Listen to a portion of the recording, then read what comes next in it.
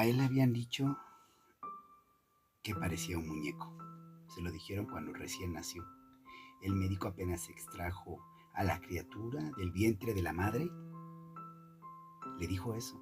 Oiga, señora, este no es cualquier muchachillo, ¿eh? Es un muñequito, un verdadero muñequito. Y la madre se limitó a sonreír a pesar del dolor que le embargaba. Pero no fue el último que se lo dijo. Fue el primero, sí, pero no sería el último. No. Pasó el tiempo y la gente lo decía, como si todos se hubiesen puesto de acuerdo. Le decían eso. Vaya, usted no tuvo una criatura, tuvo un muñeco, un muñequito, ¿eh? Un verdadero muñequito. Con el mismo tono, con la misma intención y desde luego con el mismo origen, el muchacho, que según mencionaban tenía una piel sumamente tersa, unos ojos claros, muy claros, de un claro indefinible, no se podía decir si eran verdes, azules o cafés muy claros o incluso grises. Tenían varias tonalidades. Eran muy extraños, no nadie podía definirlo. Era de todos colores y de ninguno. La sonrisa estaba muy bien definida, los labios tenían un contorno bien identificable, bien franjeado, bien delineado, preciso. Las mejillas rosadas, el cabello conforme fue saliendo rápidamente con el paso de pocos meses, se hizo rubio y acairelado. En cuanto a su cuerpo, se leía, se intuía que tenía las proporciones exactas. Bien sabido es que todos contamos con una oreja más grande, un ojo un poco más rasgado que el otro, pestañas de una manera un tanto uniforme, pero que ya analizándolas a detalle cuentan con muchas particularidades, con diferencias, un vello de la otra. Entonces, a decir verdad, en el caso de él, se intuía, se pensaba, se sospechaba que todo era perfecto. Pero apenas el muchacho iba a cumplir un año, y para aquel entonces, por cierto, ya se encontraba dando sus primeros pasos, se despegó. Repentinamente empezó a gatear y ya no había quien lo parara. En esa casa le tenían mucha confianza, porque no era la primera criatura que había nacido, y no era la primera criatura que aparentemente era hermosa, pero bueno, sí era la primera criatura que parecía perfecta. Por lo tanto, como ya habían tenido a otros pequeños, habían criado a otros pequeños con antelación, tenían la confianza de cómo tratarlo, de soltarlo, dejarlo libre para que se volviera autónomo, independiente, hasta cierto punto, claro está, porque es bien cierto que el muchacho dependía de sus padres y que sus padres también le mostraban un cariño sincero, esmerado, pero no demasiado. No demasiado porque una noche, cuando lo dejaron en su cuna, se olvidaron por completo, víctimas del cansancio, del ajetreo de una jornada laboral bastante agotadora, y se quedaron profundamente dormidos. Se olvidaron de la criatura. Sí, no era su intención, era el cansancio el que les hacía presa. Solamente se escuchaban un leve ronquido de parte de los dos, su padre y su madre. Y en la cuna, un movimiento extraño, como que la criatura en medio de la oscuridad se sacudía, daba tumbos de uno a otro lado, como si algo le pasara, como si algo le incomodara que no podía expresar. Además estaba apenas a punto de cumplir un año, lo cual implicaba que no podía comunicarse fácilmente, no podía hacerle saber a nadie, tampoco a sus padres, qué sucedía, cuál era su incomodidad. Y claro que la incomodidad que le acometía era muy singular. Se sacudía, como ya mencionaba, de un lado a otro, de un extremo a otro de la cuna, hasta que repentinamente con una habilidad poco usual, o mejor dicho, increíble, trepó al enrejado de la cuna y la dejó atrás, ¿sí? Bajó por el mismo enrejado hacia la parte exterior y gateando salió de la habitación. Se encontraba solo emparejada la puerta, por lo que esto no era ningún reto a vencer. Salió, bajó por las escaleras con mucha cautela y repentinamente, después del primer descanso, antes de llegar a la planta baja, el muchacho tropezó y volcó, pero en medio de la oscuridad no se logró ver exactamente qué pasaba. Simplemente desapareció, ¿sí? Ni siquiera las moscas, ni siquiera los mosquitos que en la noche suelen despertar y permanecer activos, se percataron de ello, que habían ya notado la presencia de esa piel dócil que había que picotear, de la cual había que extraer sangre. Ni siquiera ellos se percataron de cómo había desaparecido repentinamente.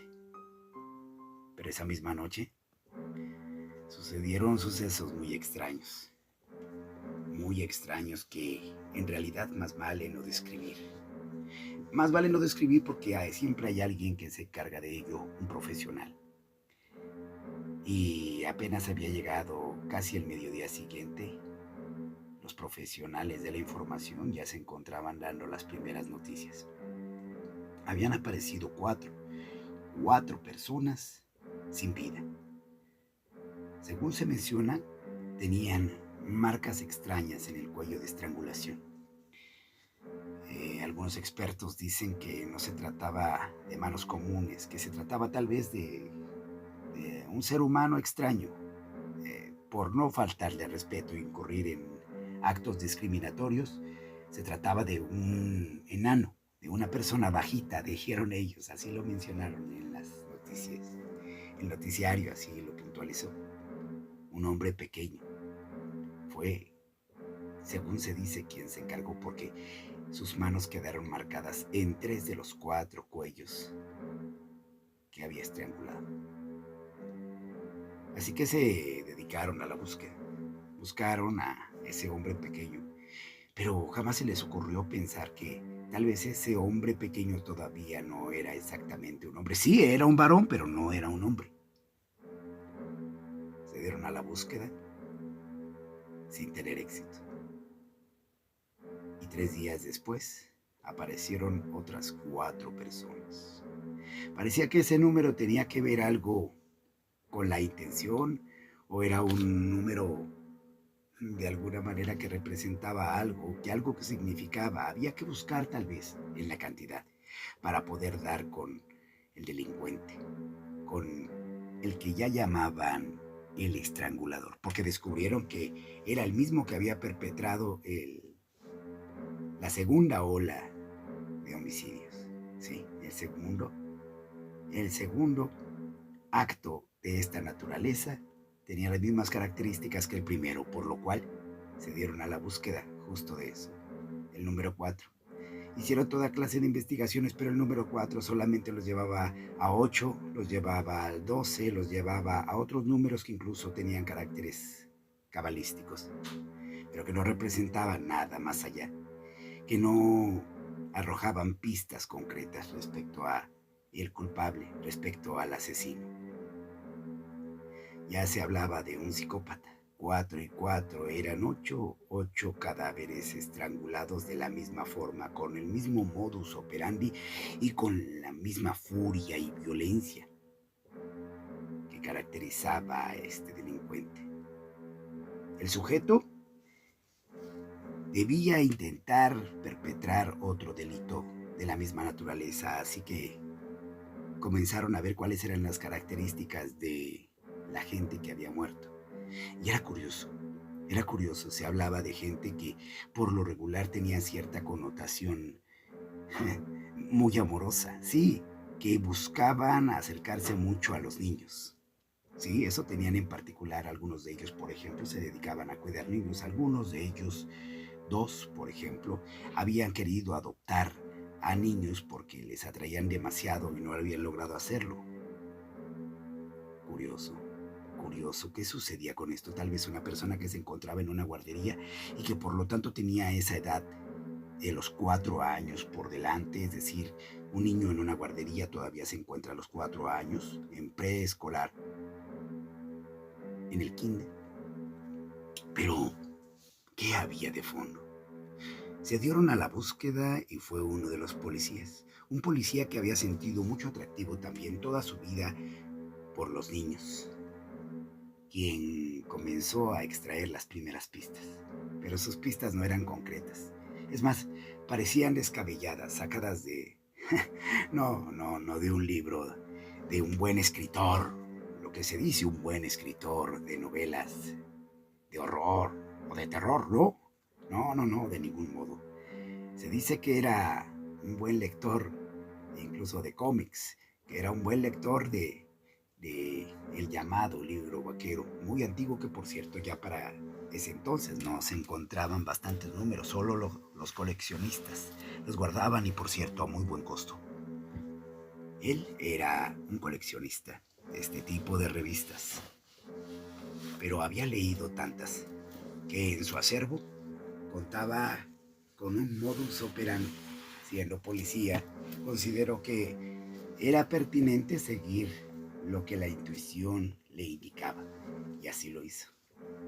Lo siguió y esto lo llevó hasta el 4444, que era 16. Sí, ya había perpetrado 2 olas de asesinato y faltaban entonces, de acuerdo a lo que pensaba el policía, 2 más. Sí, no tardó demasiado. Justo cuando llegó a esta conclusión, esa noche, se presentaron otros 4 asesinatos. Y de acuerdo a lo que él pensaba, faltaban otros 4.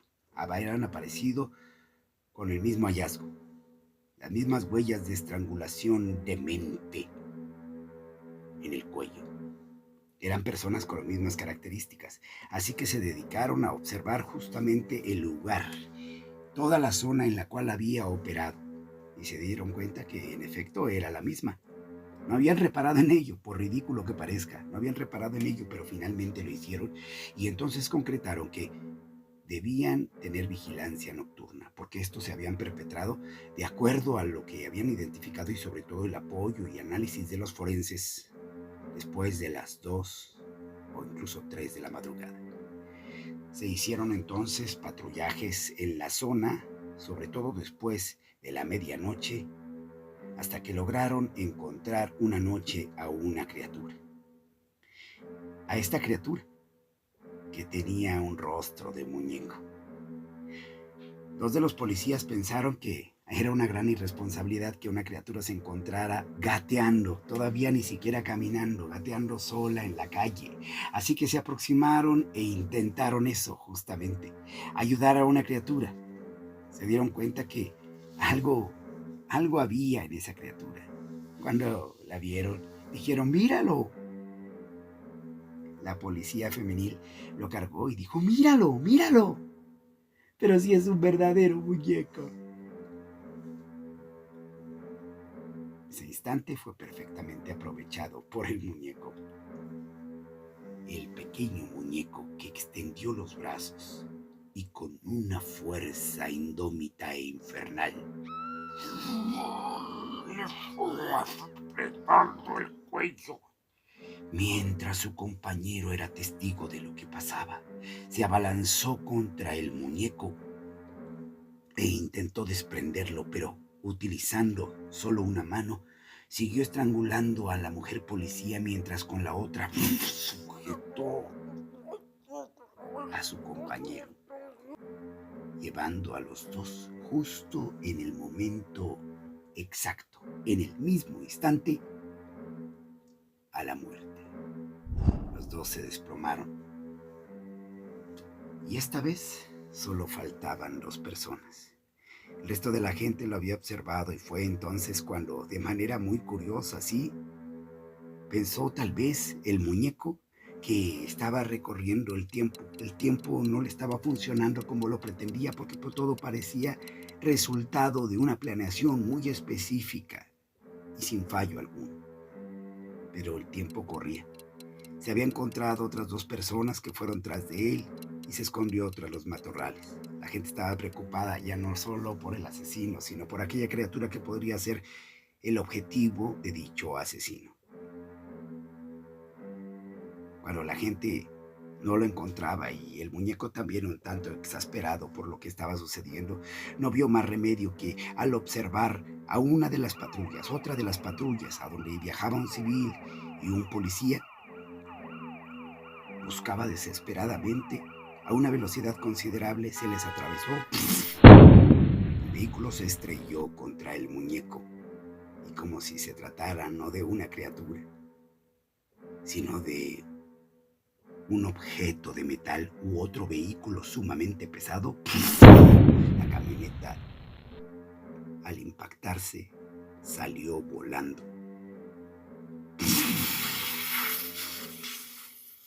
y estalló. A pesar de que lo que había sucedido claramente era un accidente automovilístico y que había reparado en una explosión, los rasgos que encontraron en su muerte el forense fueron los mismos que antes, marcas considerables en el cuello. En cuanto al muñeco, solo apareció a la mañana siguiente en su cuna, con el rostro destrozado. Por cierto, todavía se notaba que algo traía en las manos. Trozos de carne. De quién sabe dónde. De quién sabe